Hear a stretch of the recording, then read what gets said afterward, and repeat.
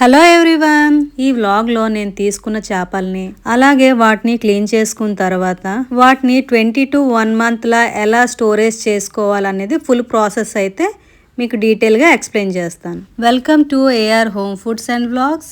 ఈ రోజు అయితే ఫుల్ వీడియోని ఎండ్ వరకు చూడండి. అలాగే మీకు ఎటువంటి డౌట్స్ ఉన్నా కమెంట్ సెక్షన్ లో కమెంట్ చేయండి. అలాగే మన ఛానల్ ని లైక్ చేయండి, షేర్ చేయండి, చివరిలో సబ్స్క్రైబ్ చేసుకోవడం మర్చిపోకండి. నేనైతే ఈ రోజు బల్క్ గా చేపలను అయితే తీసుకున్నా. వైజాగ్ లో ఉండే వాళ్ళకైతే ఐడియా ఉంటది. నేనైతే భీమిలీకి వెళ్లే రూట్ లో అయితే ఈ చేపలను అయితే తీసుకున్నా. ఈ ఏరియాలో అయితే ఫ్రెష్ చేపలు అనేవి దొరుకుతాయి. అప్పుడే బోట్ నుంచి తీసుకొచ్చిన చేపలు అయితే ఫ్రెష్ గా దొరుకుతాయి. మీరు గనుక రావాలనుకుంటే ఇలా మార్నింగ్ టైంలో రావాలి. అది కూడాను 9 బిలో వస్తే మీకు ఫ్రెష్ చేపలు అనేవి దొరుకుతాయి. మీరు అనుకున్నవి ప్రైస్ కూడాను చాలా రీజనబుల్ గా ఉంటాయి. మేమైతే 7:30 ఆ టైంకి వచ్చి మేము అనుకున్న చేపలను అయితే తీసుకొని రిటర్న్ అయితే ఇంటికి వెళ్ళిపోతున్నాం. మార్నింగ్ టైం కాబట్టి క్లైమేట్ అయితే చాలా కూల్ గా ఉంది. ఈ ప్లెజెంట్ వ్యూ క్లైమేట్ ని ఎంజాయ్ చేస్తూ ఇంటికి అయితే రిటర్న్ వెళ్ళిపోయాం. నాలా మీరు కూడా నేచర్ లవరేనా? అలా అయితే ఒక లైక్ చేయండి.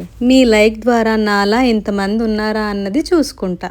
ఓకే, మరి ఇప్పుడు మనం అయితే బీచ్ నుంచి తీసుకొచ్చిన చేపలను అయితే క్లీన్ చేసుకుందాం. ఆల్మోస్ట్ చాలా వరకు అక్కడే క్లీన్ చేయించేసాను. కానీ పైన పులుసు అనేది ఉంటది కదా, దాన్ని నీట్ గా క్లీన్ చేసుకోవాలి. ఫస్ట్ టైం వాటిని వాటర్ లో క్లీన్ చేసే ముందు క్రిస్టల్ సాల్ట్ ని యాడ్ చేసుకొని, అంటే రాళ్ళుప్పు కల్లుప్పు అని అంటారు కదా, వాటిని యాడ్ చేసుకొని బాగా కలిపి నీళ్లు వేసుకొని కడుక్కోవాలి. ఇలాగా 4 సార్లు వాటర్ ని వేసుకొని క్లీన్ చేసుకోవాలి. ఇలా సాల్ట్ వేసుకొని 4-5 సార్లు క్లీన్ చేసుకోవడం వల్ల ఏంటంటే వాటిలో ఉండే నీచు వాసన అనేది మనకి రాదు. నేనైతే బల్క్ లో తీసుకున్నానని చెప్పాను కదా, అంటే నాకు టోటల్ అన్ని రకాలు అంటే 4-5 వెరైటీస్ అయితే ఇందులో చేపలు అయితే కలిసి వాటిని అయితే నీట్ గా అన్నిటిని సపరేట్ చేసుకున్నాను. వాటన్నిటిని సపరేట్ చేసుకుని నీట్ గా క్లీన్ చేసి పక్కన పెట్టుకున్నా. నేనైతే ఒక బేషన్ తీసుకున్నా. వాటిలో డిఫరెంట్ వెరైటీస్ అని చెప్పాను కదా, అలా ఒక్కొక్క వెరైటీస్ ని సపరేట్ గా తీసుకొని వాటిలో టర్మరిక్ పౌడర్, సాల్ట్ ని యాడ్ చేసుకొని బాగా కలుపుకొని సపరేట్ బాక్స్ లో వాటిని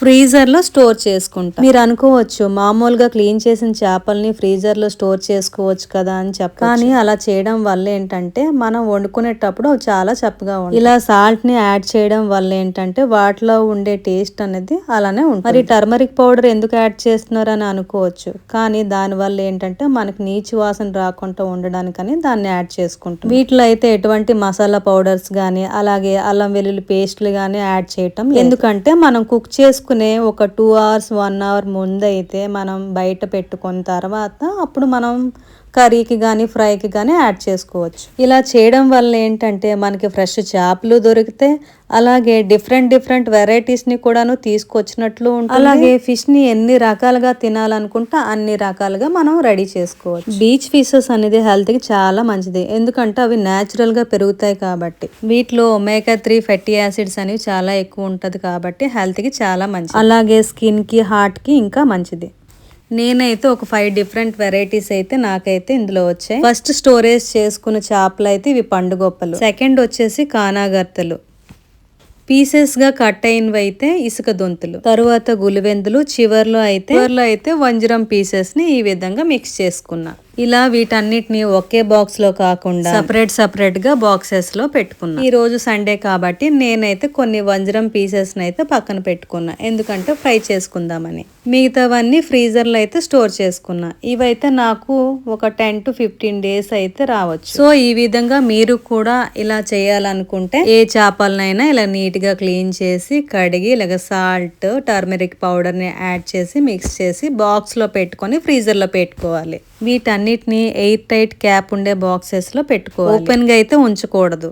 ఇలా బాక్సెస్ లో పెట్టడం వల్ల ఫ్రీజర్ లో ఎటువంటి స్మెల్ లేకుండా ఉంటుంది. అని మీరు అనుకోవచ్చు టోటల్ ఉప్పు కారం మసాలా అన్ని కలిపి పెట్టుకోవచ్చు కదా అనేది. అలా చేస్తే టేస్ట్ అనేది ఉండదు. అది ఓన్లీ 2-3 days కి అయితే చాలా బాగుంటుంది. ఇలా స్టోరేజ్ కి అయితే అస్సలు బాగోదు. సో ఈ విధంగా నేనైతే అన్ని చేపల్ని నీట్ గా క్లీన్ చేసి ఇలా ఉప్పును పసుపు పట్టించేసి బాక్సెస్ లో సపరేట్ గా పెట్టేసుకున్నా. సండే కాబట్టి నేనైతే కొన్ని వంజరం చేప ముక్కలను అయితే పక్కన పెట్టుకున్నా. వీటితో నేను ఫ్రై చేసుకుంటా. ఫ్రై అంటే ఎక్కువ హడావిడి లేకుండా ఉప్పు కారం పసుపు అలాగే అల్లం వెల్లుల్లి పేస్ట్ కొంచెం గరం మసాలా పౌడర్ ని యాడ్ చేసుకొని బాగా మిక్స్ చేసి పక్కన పెట్టుకున్నా. ఈ ఫ్రై తో పాటు నేనైతే మంచిగా ఒక చికెన్ దమ్ బిర్యానీ అయితే చేసుకున్నా. ఈ సండే అయితే ఇలా గడిచిపోయింది. నాకైతే కొన్ని రోజుల వరకు ఎటువంటి టెన్షన్ అయితే లేదు. ఈ వ్లాగ్ వచ్చేసి మీలో కొంతమందికైనా యూజ్ అవుతుందని చూపించా. నేనైతే చాలా వరకు ఈ విధంగా స్టోర్ చేస్తా. దీని వల్ల ఏంటంటే నాకు టైం సేవ్ అవుతుంది, అలాగే మనీ కూడా సేవ్ చేసుకోవచ్చు బల్క్ లో తీసుకోవడం వల్ల. ఓకే ఫ్రెండ్స్, మీ అందరికి ఈ వ్లాగ్ నచ్చుతుందని అనుకుంటున్నా. ఇక మరి ఉంటా ఫ్రెండ్స్, మళ్ళీ కలుద్దాం నెక్స్ట్ వ్లాగ్ లో.